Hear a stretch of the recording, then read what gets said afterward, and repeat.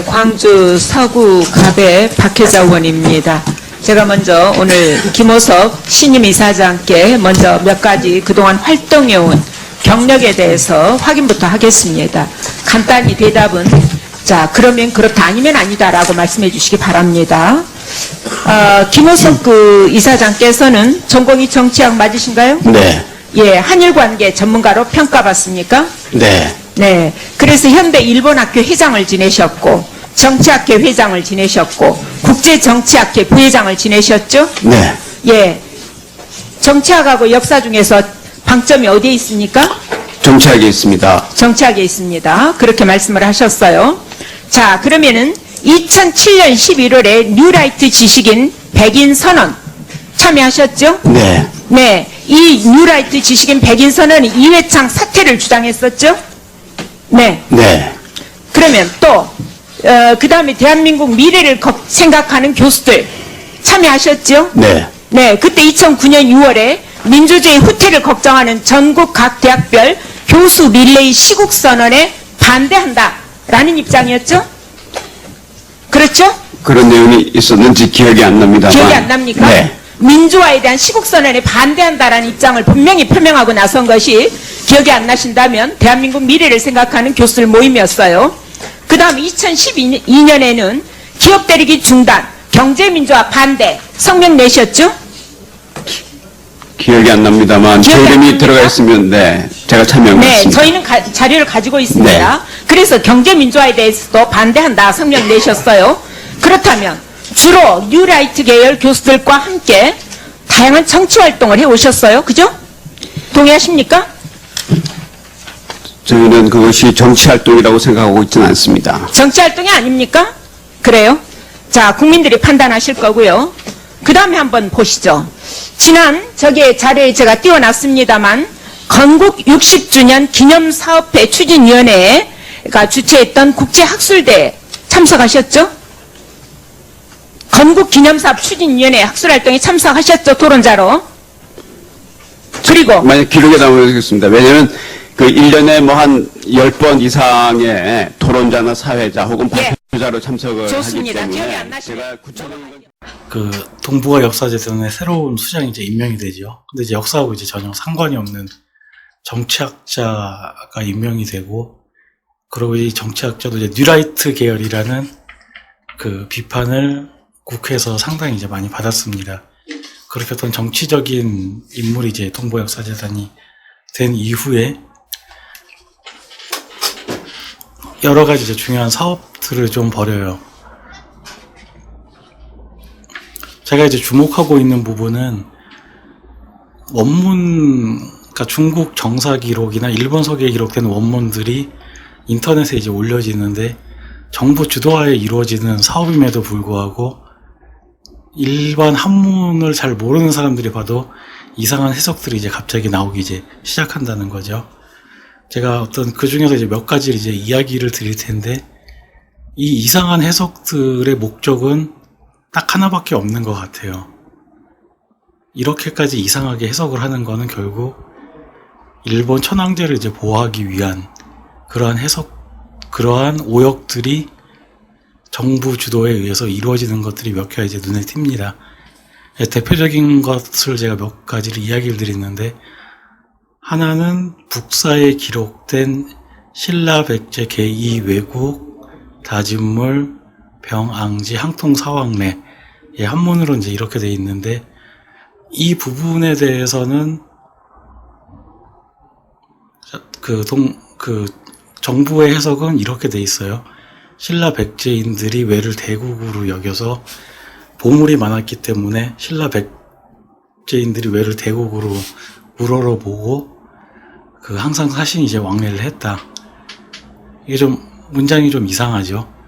첫 번째로 어떤 부분이 이제 이상하냐 하면은 중국 정사를 보면은 중국인들은 신라 백제가 왜보다 우위에 있는 국가라고 인식들을 하고 있어요.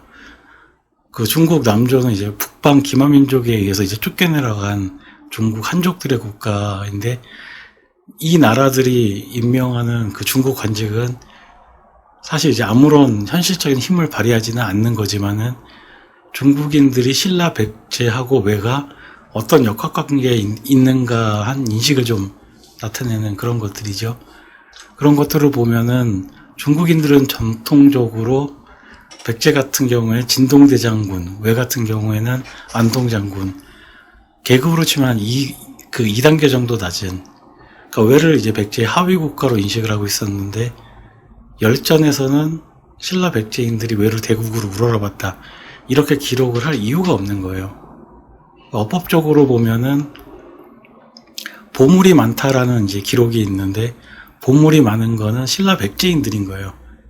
주어가 신라 백제로 돼 있고, 그거에 대한 이제 동사가, 보물이 많다라는 동사가 신라 백제에 대응이 되기 때문에, 외가 보물이 많아서 신라 백제인들이 외를 대국으로 우러러봤다는 것 자체도 말이 안 되지만은, 어법적으로도 이제 말이 안 돼요. 이거는 한문을 잘 모르는 사람이 봐도 이건 좀 이상한 해석이다라고 이제 당연히 이제 결론을 내릴 수밖에 없는 거죠. 근데 무리하게 이렇게 해석을 해요. 그럼 이제 제대로 해석을 하게 되면은 신라 백제인들이 외를 대국으로 만들었고, 이 사람들이 보물이 많았고 보물을 숭배하는 이제 풍습이 있었다라고 이제 해석을 할 여지도 있어요. 이렇게 해석을 하고 고고학 자료들을 파보면 이제 좀 명확한 거거든요. 실제로 보면은 일본의 고유 묘제라고 하는 전방 후원분 안에서 신라 백제계 금동관들이 나오고 있어요. 해석을 올바로 하면은 그대로 고고학 유물이 나오는 거예요. 그런데 정부에서 이렇게 해석을 한다는 얘기죠. 이건 하나밖에 이제 생각을 할 수가 없는 거죠. 한국 정부는 특정 유사 역사학자들의 그 종속이 되어져 있고, 이 사람들의 목적은 일본 천황제를 이제 보호를 하는 것이다. 물론 이제 이 사람들이 공부를 안 해서 단순한 이제 오역을 할 수도 있을 거라고 생각을 하실 수도 있을 것 같아요. 그럼 한번 이 문장을 한번 볼게요. 일본석 이제 숭신 65년조를 보면은 임나의 위치에 대해서 이제 설명을 하는 부분이 있어요. 보면은 임나는 축자, 여기서 말하는 이제 축자라고 하는 건 이제 큐슈를 말하는 건데, 큐슈에서 2000열이 떨어진 지역에 있고, 북쪽은 바다에 막혀 있고, 계림에 이제 서남이라고 돼 있어요. 이 문장이 이제 참 중요한 게, 일본 서기가 신공황후 임나 일본 부설 같은 것도 적어뒀지만은, 임나의 위치에 대해서 좀 솔직하게 이제 서술한 문장도 있다는 거죠. 북쪽이 이제 바다에 막혀 있으면 일단 한반도 남부 지역은 제외가 돼요. 한반도 남부에서 이제 북쪽이 바다에 막혀 있는 지역을 이제 본 적이 있으신가요? 없죠. 기존의 이 숭신 65년도 같은 경우는 한국사 데이터베이스에서는 그 북쪽은 바다에 막혀 있다고 이제 제대로 해석을 했는데, 동북아 역사재단의 정치적인 인물이 온 이후에 역주 일본석이란 책을 만들면서 이거를 문장을 애매모호하게 해석을 하죠. 예, 마치 한반도가 이제, 마치 임나가 한반도 남부에 있는 것처럼 해석을 할 수밖에 없는, 이게 과연 오역, 단순히 한문을 잘 몰라서 하는 오역인가, 이런 부분은 좀 의심을 할 수밖에 없는 그런 내용들인 것 같아요. 그러고 그리고 그러니까 중국 정사죠. 여기에 보면은 동해열전에 이제 신라를 기록을 했어요. 그러니까 중국 사람들 입장에서는 신라를 기록을 할 때 객관적으로 좀 저는 기록을 했다고 보는데요. 이 사람들은 한반도 신라하고 일본 열도에 있던 신라를 같이 기록을 했어요. 일본 열도 신라 기록을 한번 볼게요. 신라의 왕을 백제 사람이 하고, 처음에는 백제의 속국이었다가 백제가 고구려를 정벌할 당시에 이 사람들이 서로 따르고 귀의하게 돼서 강성함을 이룬 다음에 백제를 공격하고 가야의 속국이 되었다는 문장이 있어요. 이게 저는 이제 열도신라 기록이라고 이제 좀 확신을 하고 있는데, 여러 가지 이제 근거를 댈 수 있지만 가장 중요한 부분이 이 마지막 문장이에요. 그 신라가 가야의 속국이 되었다는 문장이죠. 이거는 원문을 보면은 한문을 잘 모르는 그 중학생이 봐도 신라가 가야의 속국이 되었다라고 이제 해석되어질 수밖에 없는 문장이에요. 근데 이게 그 한일 역사 공동위원회 이후에 정부에서 처음으로 중국 정사 동의 열전을 인터넷에 올리는 그 과정에서 가야가 신라의 속국이 되었다라고 이상하게 이제 해석이 되는 거죠. 너무 음모론적으로 이제 본다고 이제 생각하실 수도 있지만은 이건 하나의 어떤 체계적인 거예요. 앞에 이제 여러 가지 사례들을 봤지만은 목적은 이제 하나인 거죠. 일본 천황제의 유지를 위해서 한국 사람들은 일본 열도 안에 한국 역사를 알아서 안 된다라는 이것이 이제 좀 핵심인 것이지요. 못 해먹겠네. 그 핵심 어디요? 그래서 상식적으로 생각을 해봐요. 그 일본 이 문장 이게 누가 봐도 신라가 가야의 속국이 되었다. 그러면 우리는 좀 이상하게 생각을 하잖아요, 당연히. 신라가 가야를 점령을 했는데 어떻게 가야가 이제 신라를 속국으로 삼았느냐 의문을 가지게 되면은 그 다음 단계에 생각하는 게 이거 혹시 일본 열도에 있던 신라가 아닐까 이런 생각을 할 수도 있단 말이에요. 저 같은 사람들이 많을 거예요. 그러면은 당연히 이거를 숨겨야 되는 입장에서는 원문을 왜곡해서라도 이걸 숨겨야 되는 거예요. 그럼 이건 되게 평범한 문장이 되는 거예요. 그래 물론 신라가 가야 속국으로 삼은 거 맞지 뭐 이러고 넘어가게 된다는 거예요. 제 얘기는.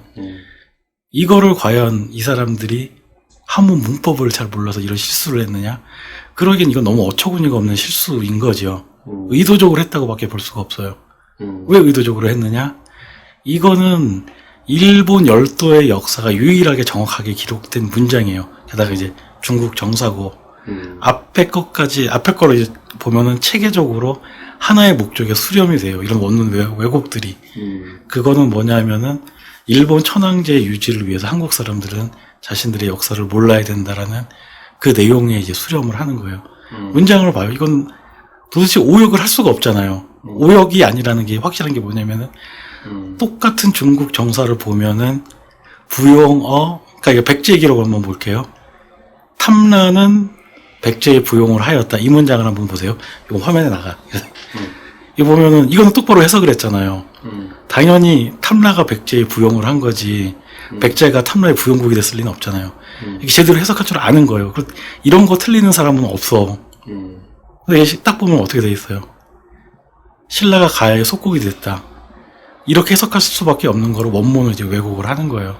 이게 앞에 상당히 좀 체계적으로 나오거든요. 그럼 여기에서 우리가 좀 합리적인 의심을 할 수밖에 없는 거죠. 과연 한국사 관련해서 막대한 예산을 쥐고 그 일반 시민들을 자기 역사관에 반하면은 사회빈이 유사역사학자니 이런 식으로 몰아가는 사람들이 과연 멍청해서 저런 거냐. 여기서 맨 처음에 했던 이야기를 이제 돌아가면은 왜 일본은 우경화가 되고 그것보다 더 중요한 문제 왜 우리는 일본이 우경화가 되는가를 이해를 못하는가. 그럼 우리 역사를 모르기 때문에 그런 거예요. 왜 우리는 우리 역사를 모르게 됐느냐. 이런 작업들이 상당히 이제 오랜 기간 동안 이루어진 것입니다. 라고 얘기를 해야겠죠. 역사를 통해서 역사 속에서 일본 우경화의 근거를 찾을 수 있다. 문제의 핵심은 이들 세력이 한국 안에서 일본 천황제 유지를 위해서 활동을 하면서 한국 상고사를 폄하하고 왜곡하는 이 세력들이 보수 진보 깔을 가리지 않고 상당히 광범위하게 그리고 깊숙하게 이제 침투해 있다는 것이죠. 사람들은 어떤 생각을 했냐. 특히 우리 좀 역사 시민운동 하시는 분들 같은 경우에는 문재인 정권이 됐으면 당연히 그 한국 상고사도 복원이 되는 게 이제 당연할 거라고 생각을 했지만은 상황은 바뀐 게 없는 것이죠. 그 사람들은 이제 진보 안에 있으면서 진보한테 이렇게 속삭이는 거예요. 한반도 사람들이 일본 열도에 건너가서 왕조를 수립했다.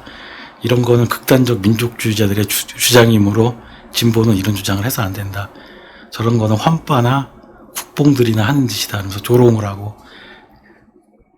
사실은 진보는 무조건 서양식 그런 어떤 사회주의적인 어떤 그런 냄새가 나는 그런 것이라고 하는 거죠. 그러니까 국제화, 세계화 시대에 무슨 그렇죠. 이런 걸 강조하냐, 구시대 거 아니냐, 진보한 거 아니냐. 그런데 결과는 이걸 통해서 일본 천황제가 유지가 되는 거예요.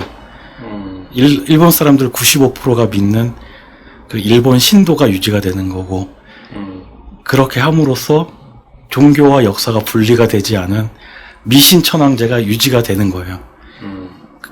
그래서 일본은 저렇게 우경화된 멍청한 아베한테 표를 던지고, 아베가 한국에서 그 친일 정권이 서지 않으면 우리가 문재인 정권 무너뜨리겠다 뭐 이런 소리를 해도 저런 소리를 하는 일본 사람들한테 투표를 하는 거고, 우리는 우리 역사를 모르기 때문에 일본 천황제가 저런 문제가 있는 거고 저게 미신이라는 것도 모르고, 그런 걸 이해하려면 우리 상고사를 알아야 되는데 우리 상고사를 모르기 때문에 자꾸만 현재 일본의 문제를 일본은 원래 종자가 저래, 일본 DNA 자체가 저래, 이런 식으로 저질스러운 생각을 하는 거지만은 이거는 상고사 인식을 통해서 풀어가는 수밖에 없는 거예요. 왜 우리도 저렇게 했나? 예, 우리도 우리 상고사를 알아야지 일본이 왜 저렇게 미신 사이비 종교에 좀 빠져 있나. 유사 역사, 일본이 진짜 유사 역사학이에요. 한국 강단사학자들은 우리를 유사 역사학이라고 욕을 하지만은 실제로 일본이 유사 역사학인 거고, 그게 유지가 되는 거는 한국 학자들이 일본 사람들이 한국에 진출한 거 그 고대 외인들이 한국에 진출한 거 맞다. 이런 식으로 얘기를 해주고, 한국이 고대 외왕조로 수립했다 이런 얘기를 하는 사람들을 견제를 하고, 그게 국민 세금에 의해서 이루어지는 것이죠. 그래서 우리가 이번 일본과의 마찰에 대해서 좀 근본적인 문제를 한번 건드리고 이제 넘어가야 된다. 제가 이 이야기를 하고 싶었는데